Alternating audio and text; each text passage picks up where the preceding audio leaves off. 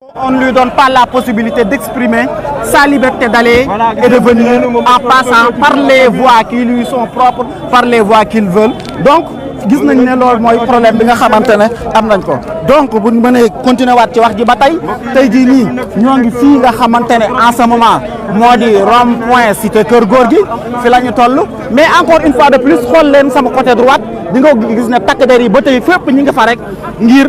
bañ a may Ousmane Sonko bu jaar yoon woo xamante ne moom moo ko gënal waaye dañ koo imposer yoon boo xamante ne foofu lay jaar encore une fois de plus ça c'est quelle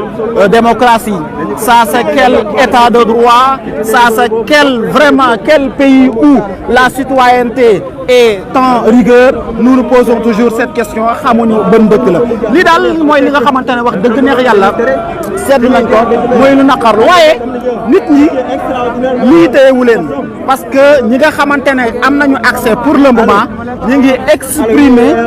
seen solidarité ñi ngi exprimer seen soutien parce que il faut le rappeler Sénégalais yi la relation qui les lie à Ousmane Sonko nekkatul une relation entre Ousmane Sonko tout simplement ak ñoom non pour eux Ousmane Sonko représente un projet pour eux Ousmane Sonko représente le projet de construction ou de reconstruction d'un Sénégal nouveau pour eux Ousmane Sonko représente en réalité tout un espoir pour eux Ousmane Sonko représente l'avenir du Sénégal et cet avenir-là pour les Sénégalais ne devrait pas être éteint parce que cet avenir-là pour les Sénégalais constitue la phare qui devrait éclairer l'intelligentsia sénégalaise qui devrait éclairer pour que le Sénégal puisse emprunter les voies du développement ci wàllu woowu moo waral Sénégalais yi ñoom ñëpp ñu génn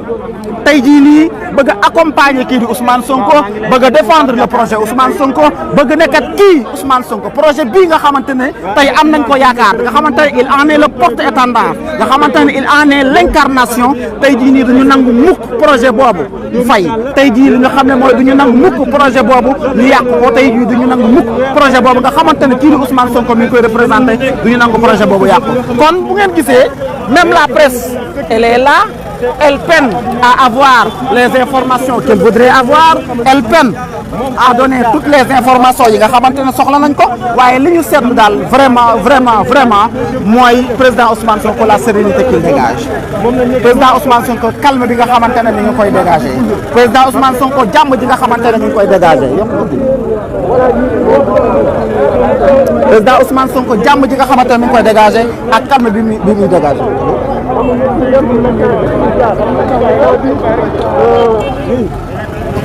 bruit yi ngeen gis nag dara waralu ko wala yi ngeen di dégg pardon dara waralu ko lu dul fi mu ne nii dañoo taxaw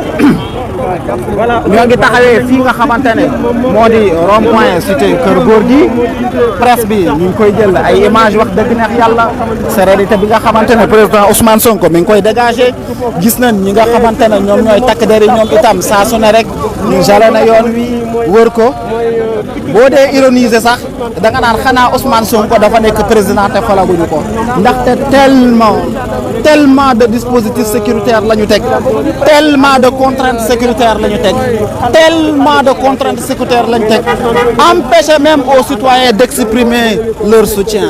empêcher même aux citoyens d'exprimer leur solidarité empêcher même aux citoyens d'aller accompagner le président Ousmane Sonko au tribunal départemental de Dakar loolu nag mooy loo xamante ne c'est le Sénégal de 2021 loolu mooy li nga xamante ne moom la ñuy dund réew mii nga xamante ne moom lay wax naan une séparation des pouvoirs doit déterminer la démocratie réew mi nga xamante ne la liberté d'aller et de venir la liberté d'exprimer sa pensée la liberté de dire ce que l'on veut sans contrainte tey jii nii dafa mel ni situation boobu noonu moom mooy li nga xamante ne amatul ci réew mi parce que comme ni ngeen ko gisee fii Ousmane Sonko wax dëgg neex yàlla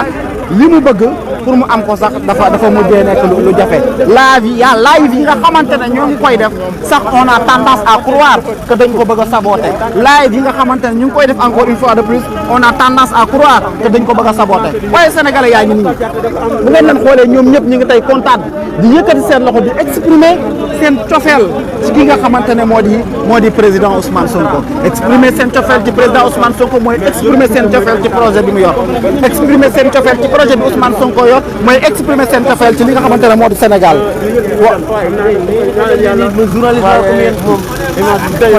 fan laay taxaw kon man donc loolu vraiment mooy mbir moo xamante ne c'est extrêmement complexe oto journaliste bi nga xamante ne moom la journaliste bëgg a yéeg mooy bi nga xamante ne ñun moom la ñu affrété oto bi sax journaliste yëpp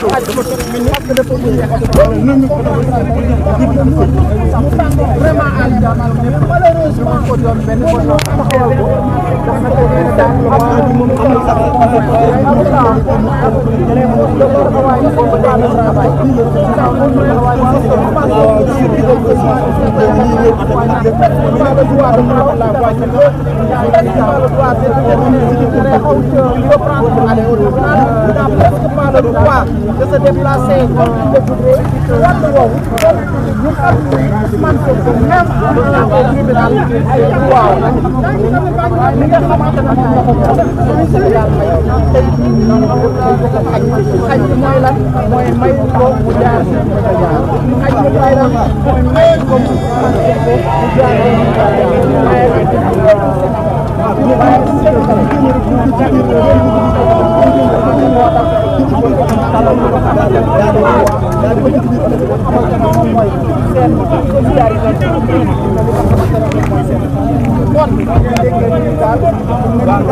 Sénégal tey Sénégalais wan na ne xar kanam boo xamante ne mooy wane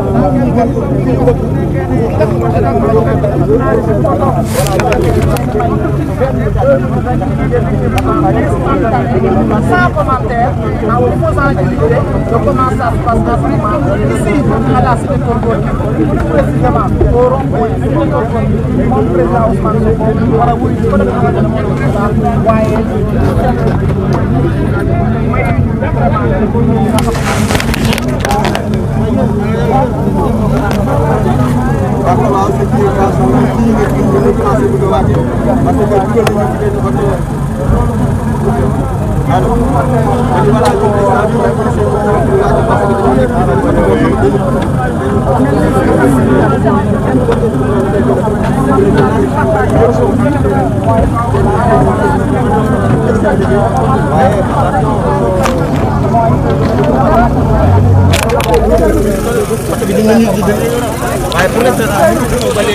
mooy au moins li nga xamante ne maa ngi koy wax depuis le début mooy l'absence de liberté. L'information la plus présente aujourd'hui mooy la contrainte. L'information la plus présente aujourd'hui mooy l'absence même de saisir l'information telle qu'elle se présente pour ñu jox ko Sénégalais yi lii mooy jafe-jafe yi ñu am waaye nag ñu bàyyi leen ngeen vivre en instantané ñi nga xamante ne ñoo ngi exprimer seen joie à Ousmane Sonko.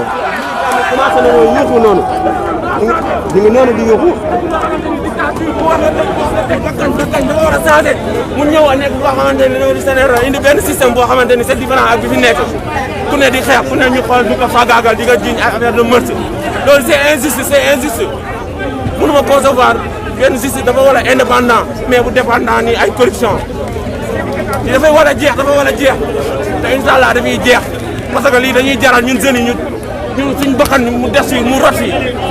moo gën ak système bi fi nekk di continuer ñun nangootuñ loolu. mais tey bi ngeen xëyee nan ngeen gisee seen leader bi. suñ leader dañoo kontaan. dañoo kontaan parce que gis naa benn volonté si moom ak benn motivation. boo xamante ni incha allah bu demee day gagné procès bu fekkee sàcc ñu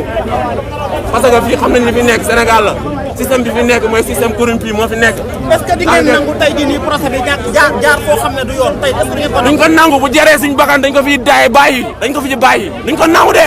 duñ ko nangu parce que d'après toutes les informations rek yi gis nañ ni affaire yi ay complot la c'est des comploteurs ñoo mën a jeu bi kon donc loolu duñ ko nangu bu jëree suñu bakkan dañ ko fi bàyyi. merci jërëjëf mbokk yi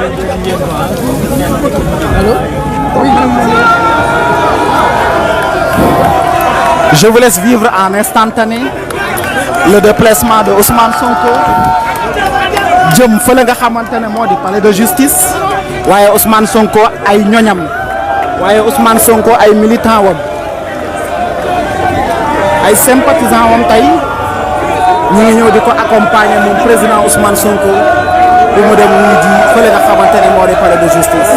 Inutile de rappeler que tout ceci n'est que complot. Inutile de rappeler que tout ceci n'est que torpillage des droits humains. Inutile de rappeler que tout ceci est une absence de liberté. Inutile de rappeler que le gouvernement du Sénégal de 2021 est un gouvernement qui tend vers la dictature et qui s'éloigne autant qu'il se peut de la démocratie. gaa ñaa ngay ñaan dégg ngeen la ñuy ñaanal Ousmane Sonko ñu bàyyi leen ngeen dund ko en direct.